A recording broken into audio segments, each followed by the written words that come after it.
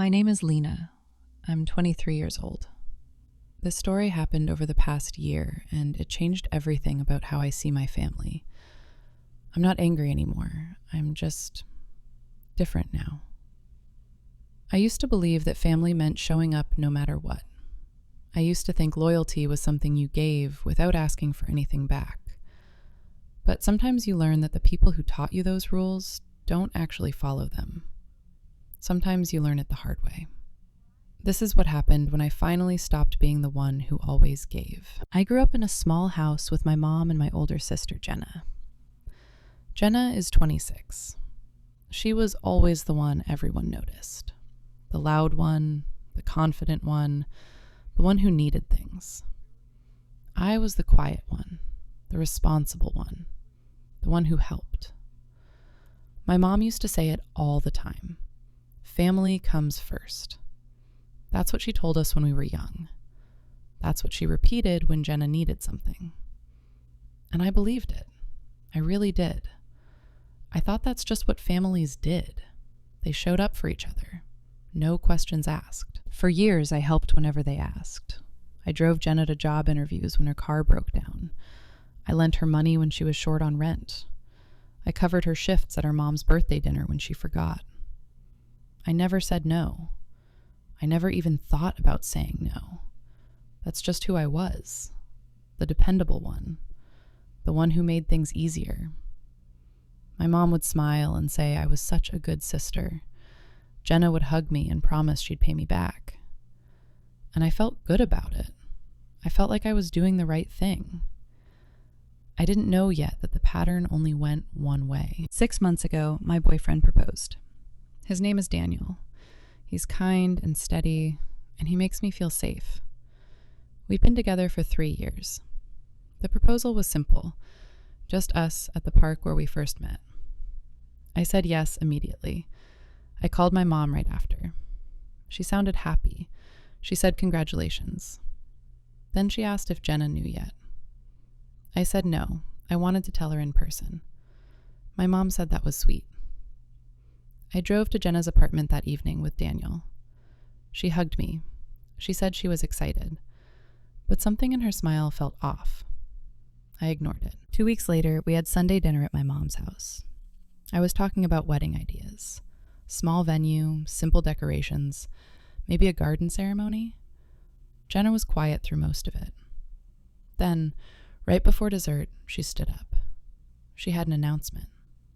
Her boyfriend had proposed too. Everyone gasped. My mom started crying happy tears. Jenna showed off her ring. It was bigger than mine, shinier.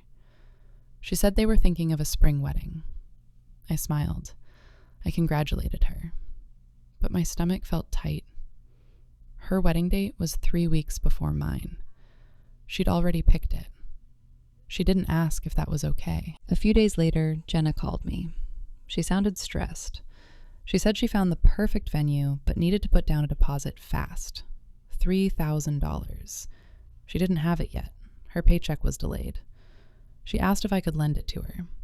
Just for a few weeks. She promised she'd pay me back before my wedding. I hesitated. I'd just put down my own venue deposit. Money was tight. But then she said please. She said I was the only one she could ask. My mom got on the line. She said family comes first. She said I'd want Jenna to do the same for me. So I said yes. I transferred the money that night. $3,000 from my savings. Daniel saw the transaction on our shared budgeting app. He asked me about it. I told him Jenna needed help. He didn't say anything for a moment. Then he asked if I was sure she'd pay it back.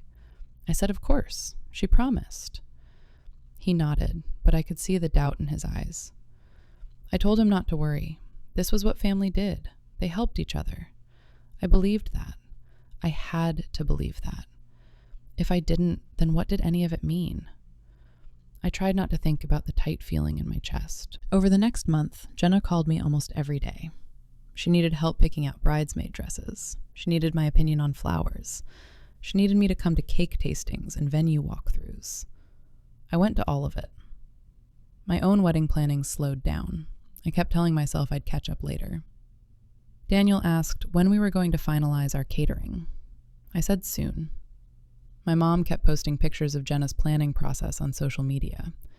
She tagged me in them with captions like, "Best sister ever," and "family goals." People commented saying how lucky Jenna was. No one asked about my wedding.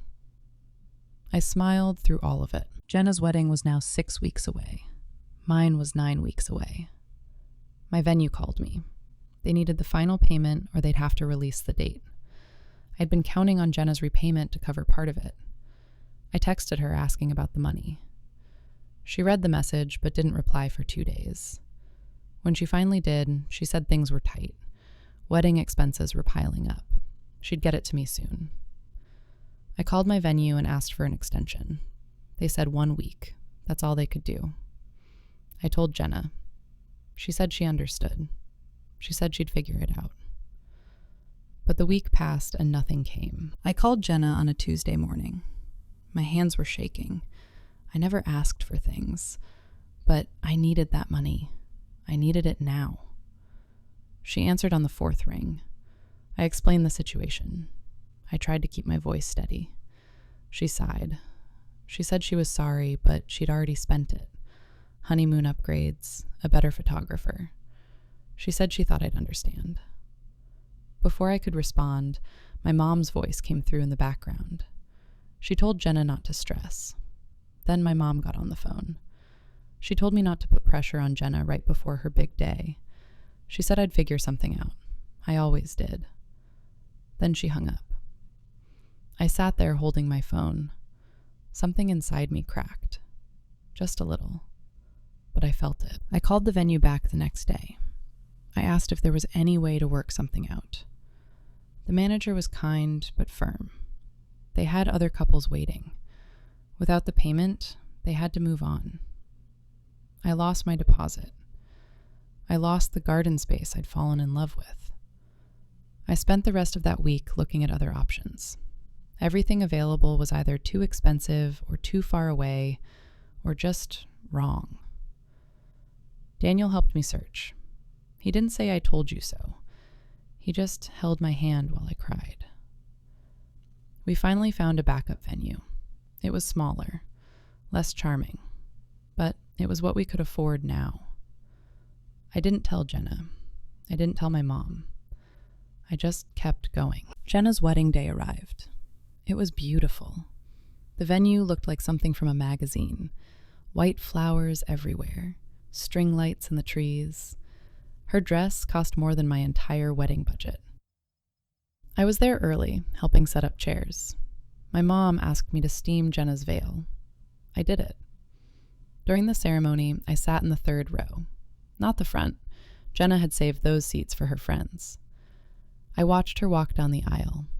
I watched everyone cry happy tears. I smiled in all the photos. I hugged her at the reception.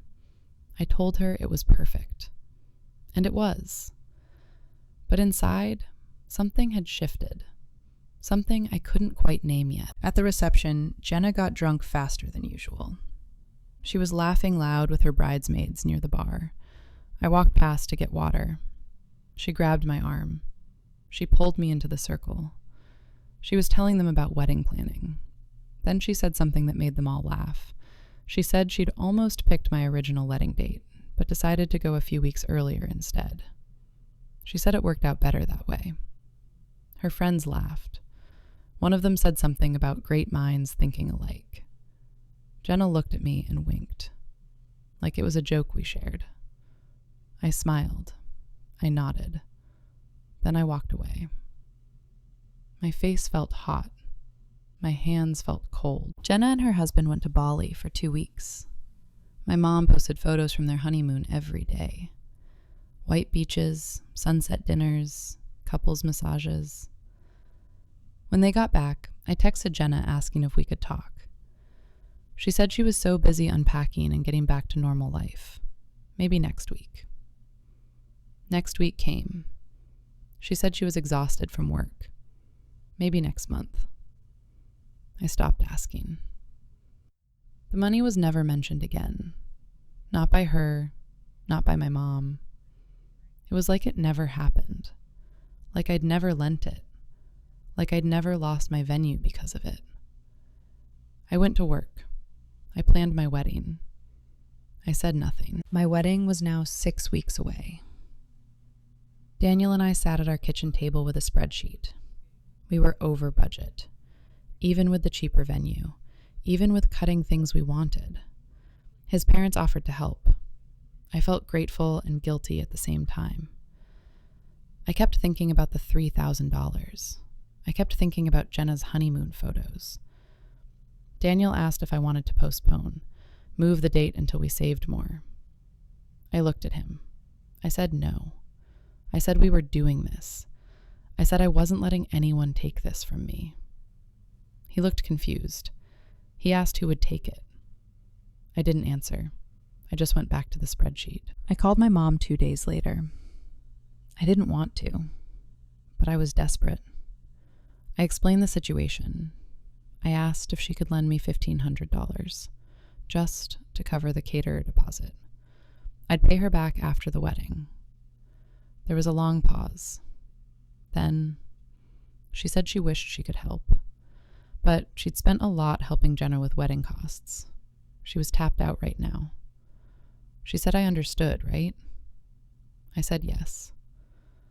Then she said something that stuck with me. She said I was always more independent anyway. I always figured things out. Jenna needed more support. That's just how it was. I thanked her for being honest. Then I hung up. I sat on my bed. I didn't cry. I just stared at the wall. 3 days later, I was scrolling through social media. Jenna had posted a photo. It was her and my mom at lunch. The caption said, "Thank you, Mom, for the generous wedding gift. You're the best. So grateful for family." There were heart emojis. My mom had commented saying Jenna deserved it. I clicked on the photo. I read the comments. Someone asked what the gift was. Jenna replied, $5,000 to help with honeymoon expenses and getting started in married life. I put my phone down. I picked it up again. I read it 3 more times. $5,000. After the honeymoon. After everything. My mom had given her $5,000. I'd gotten nothing. Not even my $3,000 back. I sat alone in my apartment that night. Daniel was working late. The lights were off. I didn't turn them on. I just sat there in the dark, thinking about everything. Every time I'd helped. Every time I'd said yes. Every time I'd put them first. I thought about all the times my mom had said family comes first, but only when it meant I was giving, never when it meant I was receiving. I thought about Jenna's laugh at the wedding, the way she joked about taking my date, like it was nothing, like I was nothing. I wasn't angry, not yet. I was just tired, so deeply tired. And I realized something. I was done. Done asking. Done expecting. Done waiting for them to see me. The next morning, I woke up different. I didn't feel sad anymore. I felt clear. I stopped answering every call. When my mom called, I let it go to voicemail. I'd call back a day later, keep it short. When Jenna texted in the family group chat, I'd respond with 1 or 2 words. I wasn't rude. I wasn't cold. I was just busy. Because I actually was busy. I focused on my wedding. I asked Daniel's family for help and actually accepted it when they offered. His mom came dress shopping with me. His dad helped us negotiate with vendors. They treated me like I mattered, like my wedding mattered. It was strange at first. Then it felt normal. Then it felt right. 2 weeks later, Jenna texted me directly. She said I was being weird. She said I never responded in the group chat anymore. She said I seemed distant. She asked if something was wrong. I read the message 3 times before responding. I said nothing was wrong. I said I was just busy with wedding planning. I said I'd see her soon. She replied immediately.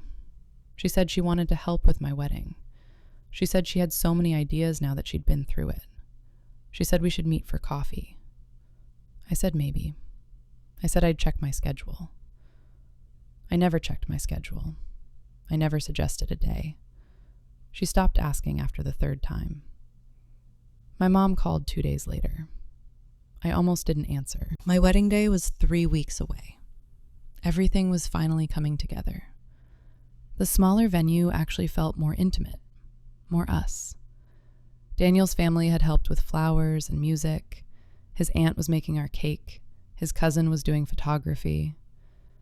It wasn't the wedding I'd originally planned, but it was becoming something better, something built by people who actually cared. I sent out final invitations. I included my mom and Jenna. I didn't give them special roles. I didn't ask Jenna to do a reading. I didn't ask my mom to sit in the front row reserved for parents. I just invited them as guests. Daniel asked if I was sure. I said yes. I was very sure. My mom called a week before the wedding. She asked what she should wear. I told her whatever she felt comfortable in. Then she asked what time she needed to arrive for photos. I said photos were just for the wedding party. She went quiet. Then she asked if Jenna was giving a speech at the reception. I said we were keeping speeches short, just the best man and maid of honor. She said that seemed odd. Didn't I want my sister to say something? I said the schedule was already set. She said, okay, in a voice that meant it wasn't okay. She said she'd see me on the day. I said I was looking forward to it. I meant it. I wasn't angry. I just wasn't making them the center anymore. The day arrived. It was sunny and clear. I got ready with Daniel's sister and my 2 closest friends. My mom and Jenna arrived just before the ceremony. They sat in the 4th row. Not the front, not the 2nd, the 4th. I saw my mom look around confused. I saw her whisper something to Jenna. I didn't react. The ceremony was beautiful, simple and honest, and exactly what we wanted. Daniel cried when I walked down the aisle. His parents cried. My mom and Jenna sat quietly. Their faces were hard to read. After we said our vows, everyone clapped. We walked back down the aisle together. My mom reached out to touch my arm. I smiled at her. Then I kept walking. At the reception, I was talking with Daniel's grandmother when Jenna appeared beside me. She waited for the grandmother to leave. Then she pulled me aside near the bathroom hallway. Her face was tight. She asked why she and Mom were being treated like strangers. She said they barely got to see me all day. She said they weren't in any photos.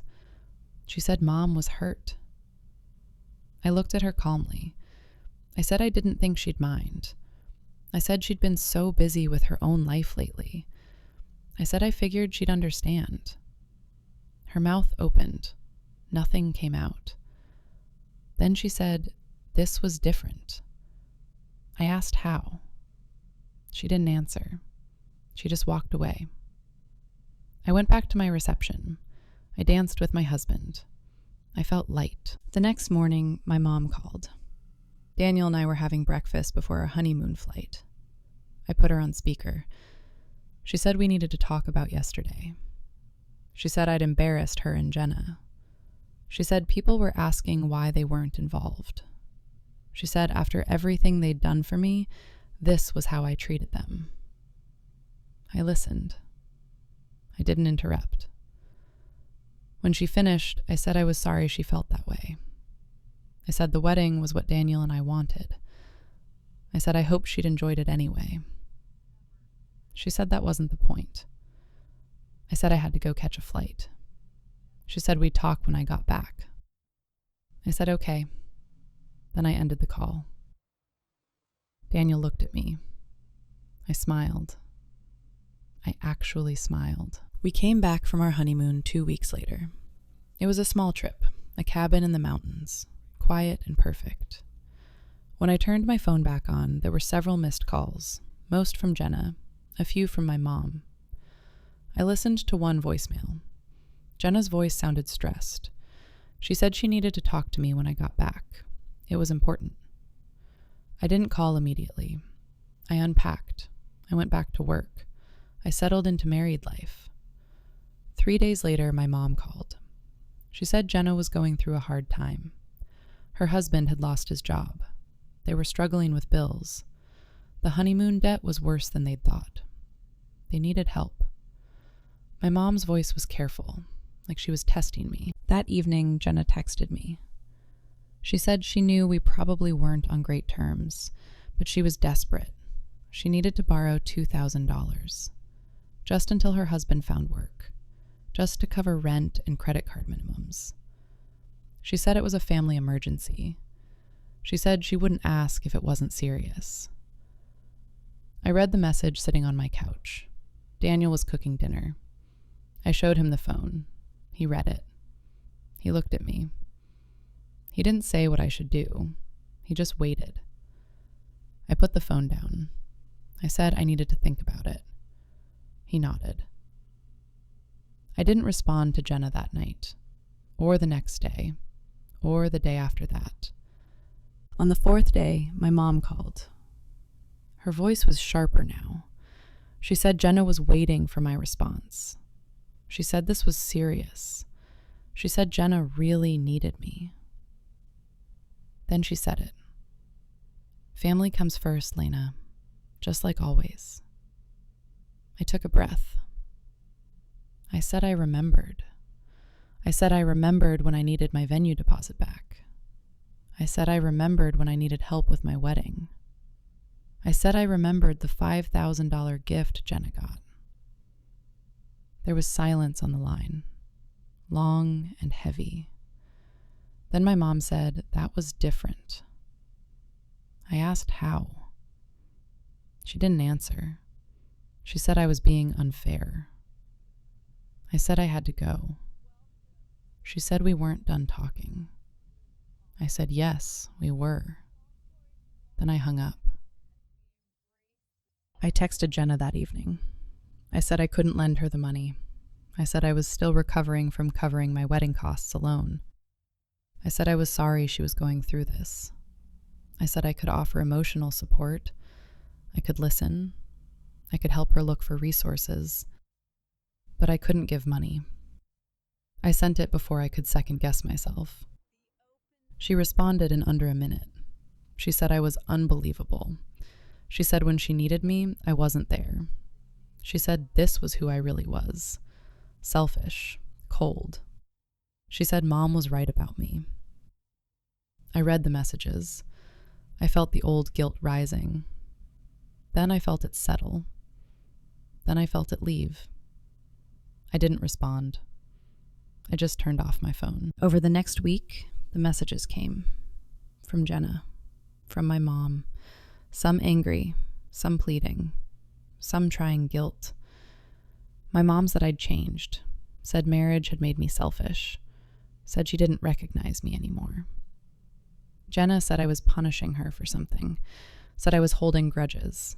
Said family forgave each other. I read everything. I didn't block them. I just didn't engage. Daniel asked if I was okay. I said yes, and I meant it. I wasn't angry at them. I wasn't trying to hurt them. I was just finally protecting myself. Finally saying no. Finally understanding that love without boundaries isn't really love. It's just sacrifice. And I was done sacrificing. A few weeks later, my aunt called, my mom's sister. She said she'd heard Jenna and I weren't speaking. She asked what happened. I didn't want to get into it, but she kept asking. So I told her. Not in a dramatic way, just the facts.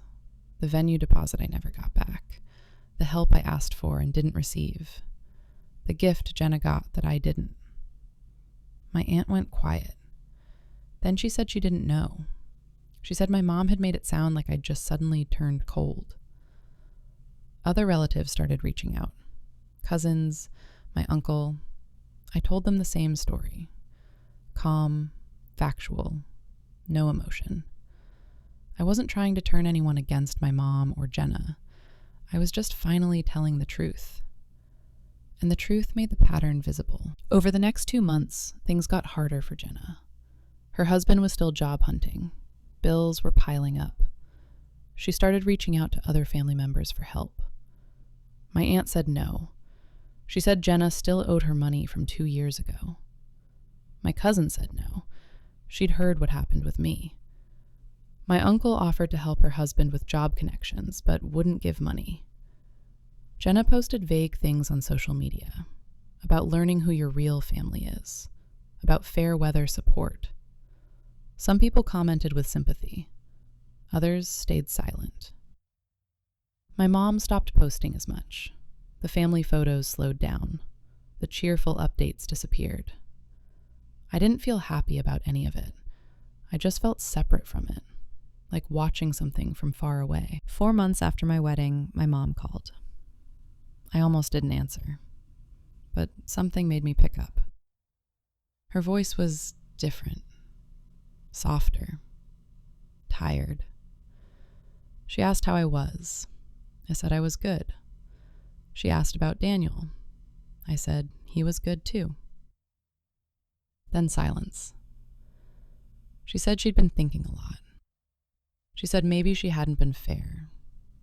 She didn't say sorry exactly, but she said she could have handled things differently.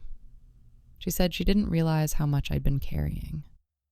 She said she thought I never needed help because I never complained. I listened. I didn't fill the silence. Finally, she asked if we could have coffee sometime.